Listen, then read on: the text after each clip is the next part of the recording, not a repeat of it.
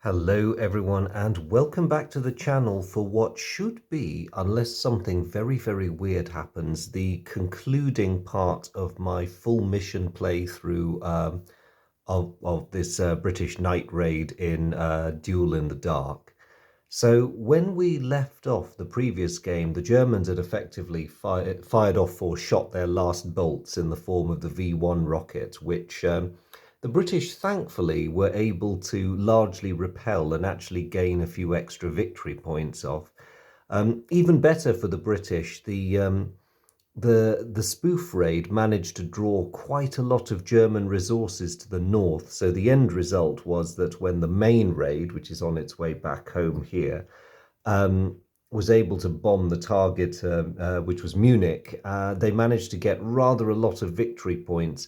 And although the Germans have been punishing them severely on their way home, the British still have a significant lead in victory points. In fact, they're leading by 10 VP, which in this game tends to be a very safe bet, but let's not count our chickens.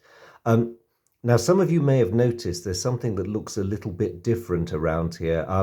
I'm afraid as this was turning into what was looking like a victory lap for the British, I could not resist replacing the nice cardboard Lancaster, lovely though it is, with my beloved Corgi Lancaster, because it must be said, the big metal Corgi one has somewhat more presence than its smaller cardboard cousin. And whatever one may think of him, I think Bomber Harris would feel that something like that pays better homage to one of his 1,000 bomber raids than the little chunk of cardboard. But anyway, I couldn't resist. So there is a whopping great Lancaster dominating the map there. So taking it from the top, it is the Mosquitoes. And unsurprisingly, they are both going to fly formation that away, making sure things stay clear ahead of the bombers. I think it is blindingly obvious to the Germans still where they're going. And the British route is very well chosen because ever since they made their turn to start heading westwards, the bomber stream has been flying into the wind, which largely means that every German effort to follow them is going to see their fighters flying into the wind and burning more fuel than usual. And the German options are very difficult. Night Fighter Squadron 1 down here has plenty of fuel, and they're going to burn a lot of it, again, going into the wind, and they're hoping against hope that partly to fool them, the British might suddenly deviate to the left or right. Highly unlikely given where the Mozzies are going, but it's the only move that Squadron 1 can realistically make, so they may as well take the chance. Squadron 2, in the meantime, has run out of fuel again and has to break off and land. Now, there probably is no reason for them to take off again tonight, because by the time they get airborne again, the British would just be too far away.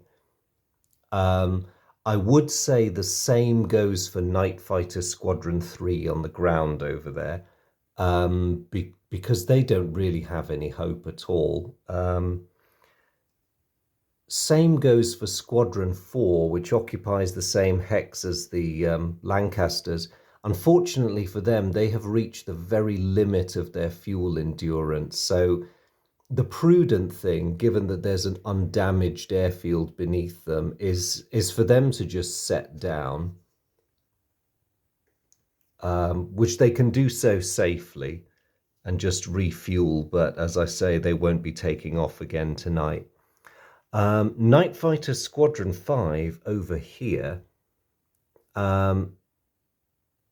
they have enough fuel to enter that hex, but then they're going to start running into trouble. So they don't really have many good options. In fact, I think, well, actually what they could do, they have enough fuel to get up this way. So there is a friendly airfield beneath them, and they've still got a trickle of fuel left in their tanks. So a lot depends. They may or may not have a chance. I don't think they will, to be honest, because even if the British deviate to the right, they're still trailing and they're still going to end up pursuing against the wind. I think on balance, actually, the only one that really stands any chance is Squadron 1. So to save the poor night fighters flying around when there's absolutely nothing to be gained from them doing so, I'm going to order Squadron 5 to land at the airfields at Emden. There really isn't that much they can do. So, okay.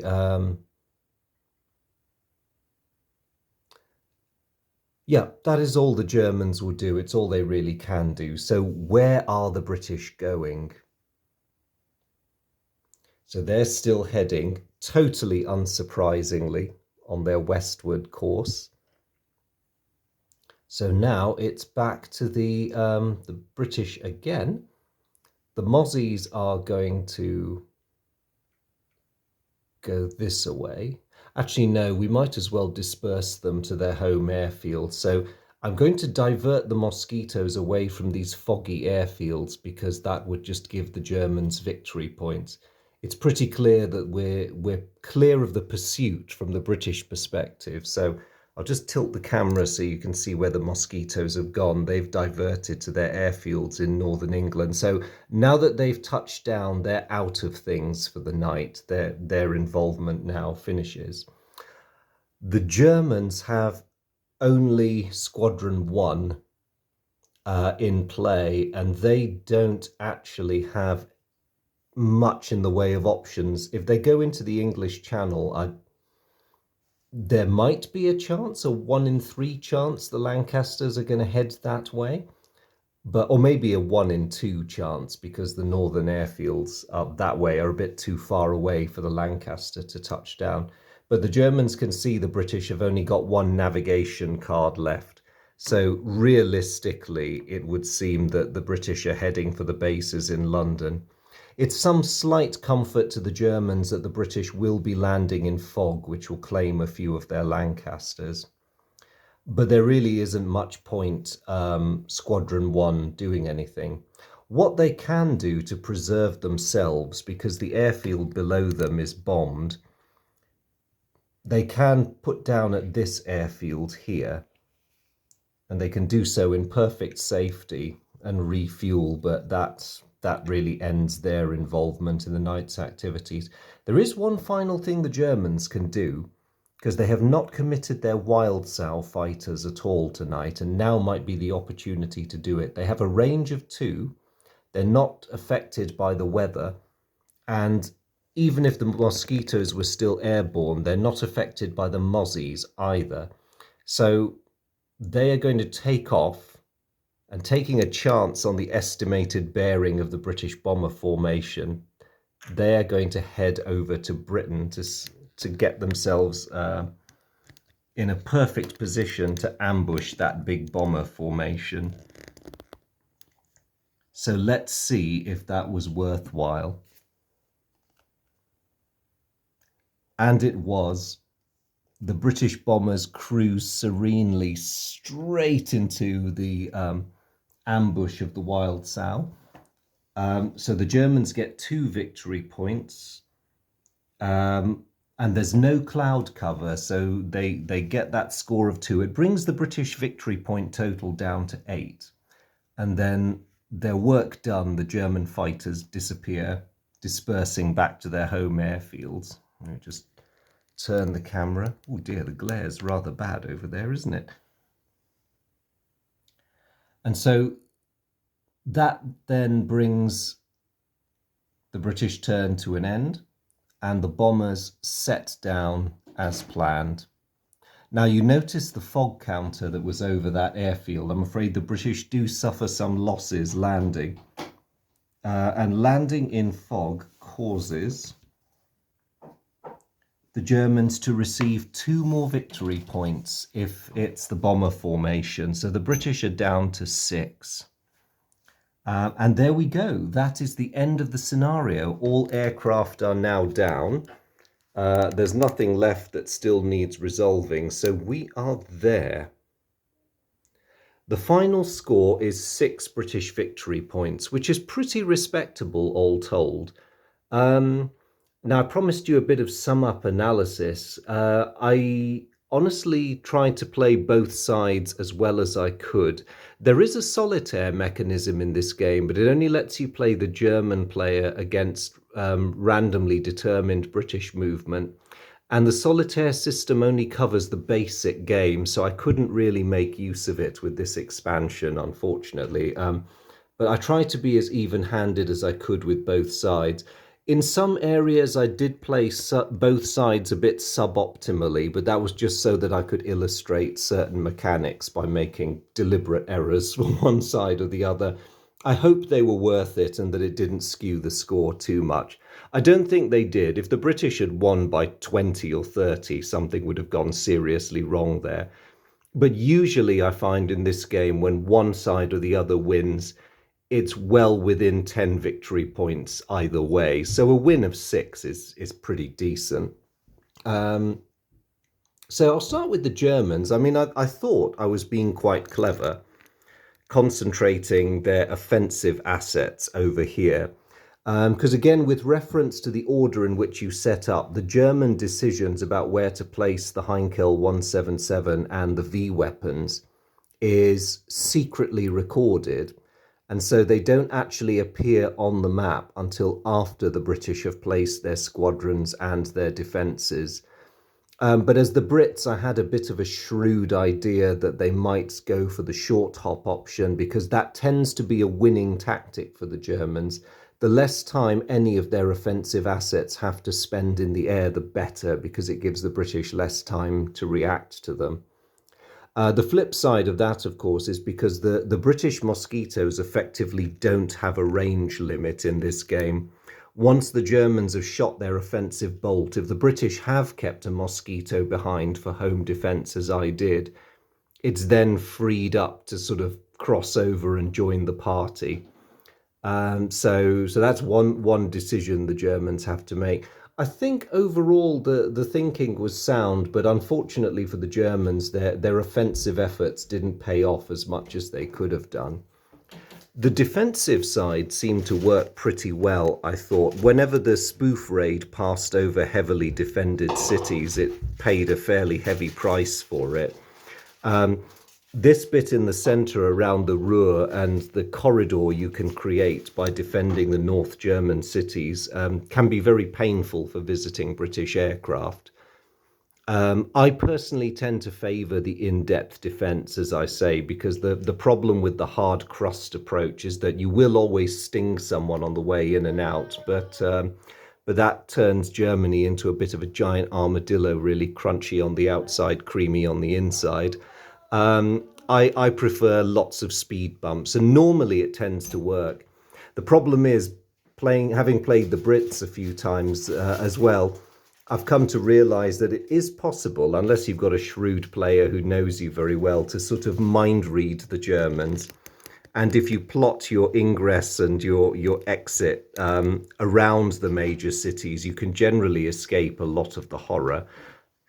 Um, I'm not totally sure what I was thinking by sending the spoof raid over the speed bumps, but it did nicely illustrate the German ground defences at work. Now, I could have made better use of the German ground defences, and the things that I'm really kicking myself over, I must admit, because I forgot. Although they might not have been all that effective in the end, I did have 2 railway Flak 88s, which can attempt to chase the bombers to a degree. They're not actually that fast, and they can be a bit unwieldy, but they do provide that extra flak when you need them. I mean, one of them was in position at Emden when the spoof raid passed over, but then they got windowed anyway, so it wasn't much help in the end. But the German player has lots of options when it comes to the laying of ground defences. And of course, the other beauty is going back to the order of setup. The British have to decide on the starting locations of their squadron and their routes before the Germans deploy their ground defences. So there's every possibility the British will end up wincing a lot as the Germans lay those defences down, or trying not to smile, depending. The only other thing I did not do that's worth noting is in the basic game, there is a mechanism for weather changes depending on the season, whether it's summer or winter. And that does add an interesting dimension to the game as the weather elements move. Now, for some reason, they don't include it as an option when you're playing with the expanded map, which is basically the Baby Blitz scenario. But I think I can see why, because it adds an awful lot of drag to the game. Every time the weather does change, if you don't like the logistics of it, there's a bit of moaning and groaning when you have to move every single cloud and every bit of fog 1 or 2 spaces. And even if the change favors you, you're still a bit like, oh, really? Come on. What about the German night fighters? I must admit, my play with the German night fighters was not as good as it could have been. I lingered with too many of them in the north for far too long after I revealed the spoof raid for what it was. Now, the reason I did that was because I couldn't bear the thought, once they were already engaged with that formation, of just letting it carry on unchallenged. Because the problem the German fighters had, and the wind's direction was not really our friend either tonight, was with the transit time from north to south, you give the British at least a turn when neither bomber formation is being attacked. And that didn't really sit well. My thinking at the time, but it was foolish if you look at it mathematically in terms of point scoring, is as we were already engaged with the decoy raid, emotionally, I didn't want to let them get away with it. But of course, unfortunately, what that meant was when the British sneaked their way impressively all the way in towards Munich, they got pretty much the full whack of victory points. And a lead of 24 points is a big one. I mean, the Germans did really well hammering it down to 6 in the short while it took the British to get home. So Bomber Command planes got really savaged on the return journey, but it just was not enough. So there we go, a clear win for the British there. A battle is won, but the war is not over. Both sides are undoubtedly planning their next deployments for the next day. But I will leave them there to hypothetically do that. So just to say thank you guys very, very much for watching these videos. I really hope that you've enjoyed this series for this playthrough, especially those of you who asked me for it. And apologies again, roughly a year ago. I'm so glad I've finally been able to oblige you, and I hope it's been worth the wait. To my eternally long-suffering veterans, as always, a huge thank you to you guys for your time, and not just the time you spend watching these videos, but also the trouble you take to comment, ask questions. Thank you so much for all the really kind feedback I receive. It's really appreciated, and it makes this so worth it. I have a really great time making these videos, and I'm glad that they're enjoyed. So yeah, as always, I really appreciate your company, guys, and it is always a pleasure, always a pleasure. To anyone who might be new to my channel, if this is your first ever video, you're very, very welcome. I hope you found this interesting. Do see the rest if you've somehow stumbled on this one and watched it first, because it'll all make more sense if you watch them in order, I promise. If it is Duel in the Dark that brought you here, I have made other videos, introductory ones, talking about the game system and how it works, and doing a much shorter partial playthrough of the basic game. Those were all done about a year ago, and I'm just going to tack this series onto the end of that in its playlist. But yes, I hope you enjoy those too, if it's this particular game you're after. If it's wargaming in general, a very, very warm welcome to you. I do hope you have a meander around the channel and that you find other things that you like. Please feel free to have a wander. But as always, guys, thanks again. Whoever you are and wherever you're watching from, it's always appreciated, and I really look forward to seeing you guys in the next video. Take care. Bye.